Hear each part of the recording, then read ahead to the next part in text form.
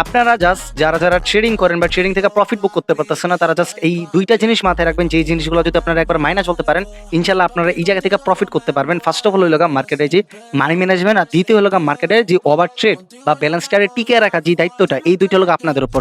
First of all আপনি যদি money management না মানেন বা আপনি যদি ওভার ট্রেড এটা কন্ট্রোল করতে না পারেন, তাহলে আপনি কখনো ভাই প্রফিট করবেন না। আর দ্বিতীয় হইলো গা আপনার যে ব্যালেন্সটা সেটা যদি টিকিয়ে রাখতে না পারেন, ধরেন আপনার কাছে আছে $100, এখন যদি আপনি $100 থেকে একটা ট্রেডে যদি $20 $30 ইনভেস্ট করে ফেলেন, তাহলে কিন্তু আপনি লস। এটা আপনার ব্যবসা টাইপের নিতে হইব, যেরকম আপনি যদি $100 ইনভেস্ট করেন, প্রত্যেকদিন $2 $3 করে ট্রেড প্লেস করেন, বা সর্বোচ্চ আপনি $3 ট্রেড প্লেস করতে পারেন, আর ওইটা আপনি টিকিয়ে রাখবেন 1 মাস 2 মাস। ওকে, বা সর্বোচ্চ আপনি লসটা যদি একটা আপনার আয়ত্তে থাকে, যেরকম ধরেন আপনি $100 ডিপোজিট করছেন, আপনার লস প্রত্যেকদিন $5 বা $10 রাখলেন, সর্বোচ্চ $10, এটা আপনি একদম কনফার্ম করে ফেললেন, এর বাইরে আপনি লস করবেন না। তাহলে আমি গ্যারান্টিটা বলতে পারি, আপনারা এই বাইনারি ফরেক্স যে কোনো মার্কেটে আপনি প্রফিটেবল হইবেন জাস্ট 2 থেকে 3 মাসের ভেতর। এটা আমি গ্যারান্টিতে বলতে পারি। জাস্ট 2 থেকে 3 মাসে। যদি আপনার লসটা কন্ট্রোল করতে পারেন।